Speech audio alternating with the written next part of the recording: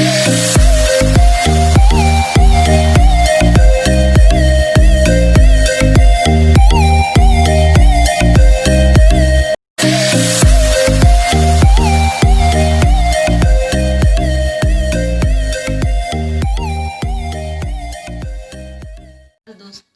Shri Swami Vivekananda विद्यालयना digital class में आपનું स्वागत है। आज આપણે ધોરણ 5 विषय हिंदी पाठ 5 चिड़ियाघर की सैर पढ़ेंगे। दोस्तों, आपने अपने मम्मी पापा के साथ चिड़ियाघर की सैर की होगी। अगर नहीं की है तो कोई बात नहीं, चलो आज हम दादाजी और गीता के साथ चिड़ियाघर चलते हैं। चिड़ियाघर को गुजराती में प्राणी संग्रहालय कहते हैं। गुजरात के अहमदाबाद में काकरिया प्राणी संग्रहालय है। चिड़ियाघर देखने के लिए हमें टिकट लेनी पड़ती है। चलो अब हम पाठ पढ़कर चिड़ियाघर के बारे में जानें। गीता ने देखा कि शेर के पिंजरे के पास बहुत भीड़ थी। शेर गरजा तो सब डरकर पीछे हट गए। दोस्तों, मैं बता दूं कि गुजरात के जूनागढ़ जिले के गिर के जंगलों में शेर बहुत पाए जाते हैं। सामने लोग बंदर को मूंगफली और केला खिला रहे थे। दादाजी ने कहा, देखो वह लिखा है, चिड़ियाघर के जानवरों को खाना खिलाना मना है और नजदीक जाना भी मना होता है, क्योंकि वह आपको नुकसान पहुंचा सकते हैं। कुछ लोगों को जानवरों को परेशान करने में बहुत मज़ा आता है। गीता ने एक काले मुंह वाला बंदर देखा और बोली, दादाजी दादाजी, काले मुंह वाला बंदर। दादाजी हंस पड़े और बोले, बिटिया वह लंगूर है। वह बंदर की तरह ही दिखता है। उसका मुंह काला और पूंछ लंबी होती है। एक जगह गेंडा दिखाई दिया जिसकी नाक पर बड़ा सा सींग था। आपने चित्र में भी देखा। साथ वाले बाड़े में एक लंबी गर्दन वाला जिराफ धीरे धीरे टहल रहा था। भालू दो पैर पर खड़ा था।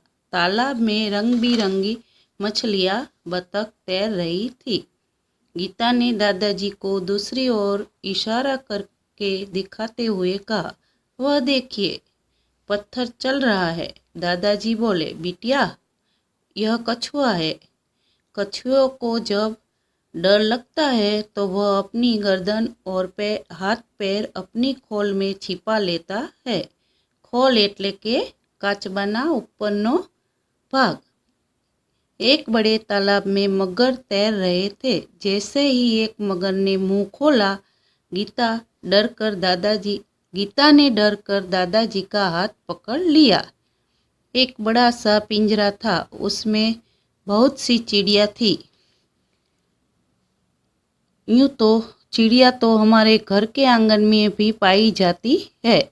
दोस्तों, जानवरों के पिंजरे के पास एक बोर्ड होता है जिसमें पिंजरे में रखे हुए पशु पक्षी का नाम, वह कहाँ पाए जाते हैं, उसकी खासियत क्या है, वो सब लिखा होता है। गीता ने हरियल तोता भी देखा। दादाजी ने गीता की ओर देखा और कहा, वह सफ़ेद वाला विदेशी पक्षी है। इसे कतुआ कहते हैं। गुजराती में तेने काका कौवा कहवाय। गीता बोली, पिछले साल पिकनिक पर हमने बाग में नाचता हुआ मोर भी देखा था। मोर हमारा राष्ट्रीय पक्षी है। दादाजी ने बताया कि सबसे बड़ा पक्षी शुतुरमुर्ग होता है। शुतुरमुर्ग एटले के शाहमृग। चिड़ियाघर में हाथी और ऊँट की सवारी भी कर सकते हैं। सामने आइसक्रीम का एक ठेला था। ठेला एटले बाळ दोस्तों लारी, आइसक्रीमनी लारी। दादाजी ने अपनी छड़ी ટીકાઈ। આનું ગુજરાતી શું થાય? એટલે કે દાદાજીએ પોતાની લાકડી બાજુમાં ટેકવી और गीता के लिए आइसक्रीम खरीदा। अब तक दोनों थक चुके थे। वे चिड़ियाघर के दरवाजे से बाहर आए, बस पकड़ी और अपने घर आ गए। नंबर 30 સ્વાધ્યાયના પ્રશ્નોના ઉત્તર આપણે હવે લખીશું। એમાં પહેલો પ્રશ્ન છે, प्रश्नों के उत्तर दीजिए। पहलो प्रश्न, चिड़ियाघर की सैर के लिए कौन कौन आए थे? जवाब, चिड़ियाघर की सैर के लिए दादाजी और गीता आए थे। प्रश्न नंबर 2, बंदर को लोग क्या खिला रहे थे? जवाब, बंदर को लोग मूंगफली और केले खिला रहे थे। प्रश्न नंबर 3, लंगूर का मुंह कैसा होता है? जवाब, लंगूर का मुंह काला होता है। प्रश्न नंबर 4, तालाब में क्या था? जवाब, तालाब में रंग बिरंगी मछलियाँ और बतख तैर रही थी। प्रश्न नंबर 5, गीता ने किसे पत्थर बताया? जवाब, गीता ने कछुए को पत्थर बताया। प्रश्न नंबर 6, कछुए का रक्षक क्या है? जवाब, कछुए का रक्षक उसका खोल है। प्रश्न नंबर 7, विदेशी पक्षी का नाम क्या था? जवाब, विदेशी पक्षी का नाम कातुआ था। प्रश्न नंबर 8, सबसे बड़े पक्षी का नाम लिखिए। जवाब, सबसे बड़े पक्षी का नाम शुतुरमुर्ग है। पुस्तकમાં પાના નંબર 31 પ્રશ્ન નંબર 2 તેમાં શું સૂચના આપી છે કે જે ઉદાહરણમાં જે શબ્દની નીચે લાઈન દોરેલી છે એની જગ્યાએ સાચો શબ્દ લખીને વાક્ય પૂરું કરવાનું છે। તો ચલો આપણે પહેલાં ઉદાહરણ જોઈએ। पेड़ पर बंदर लटक रहा है। तो सामेनी लाइन में शू लख्यु छे? जवाब में पेड़ पर बंदरिया लटक रही है। हवे बंदरनी जग्याए शू जवाब आव्यो? बंदरिया। एटले केवी रीते थयुं समजाणुं? आमां शुं थयुं? लिंग परिवर्तन थयुं। लिंग परिवर्तन एटले जेम लड़का, लड़की, पुरुष, स्त्री, सेठ, सेठाणी आ बधा शुं कहेवाय? लिंग परिवर्तन। सेठमांथी शुं थई गयुं? सेठानी। एवी रीते बंदरमांथी शुं थई गयुं? बंदरिया। हवे आपणे नीचेना सवालना जवाब खाली जग्या पूरीशुं। पहेली, तालाब में हाथी नहा रहा है। तो हवे आपणे जे खाली जग्या छे एमां शुं लखशुं? तालाब में हाथनी नहा रही है। बीजू, रेगिस्तान में ऊँट दौड़ रहा है। जवाब, रेगिस्तान में ऊँटनी दौड़ रही है। त्रीजू, जंगल में मोरनी नाच रही है। तो जवाब, जंगल में मोर नाच रहा है। चौथो, पिंजरे में शेर दहाड़ रहा है। जवाब, पिंजरे में शेरनी दहाड़ रही है। 4 में આપણે ચિત્ર જોઈને જે ખાલી જગ્યા આપેલી છે એમાં યોગ્ય શબ્દ લખવાનો છે। પહેલી ખાલી જગ્યામાં શું? પહેલા ખાલી જગ્યા છે, પછી જોરસે ગરજા એવું લખેલું છે, એટલે જોરસે કોણ ગરજે? તો કે શેર, એટલે ખાલી જગ્યામાં લખો શેર। બીજા નંબરમાં चिड़ियाघर में एक सींग वाला खाली जग्या था।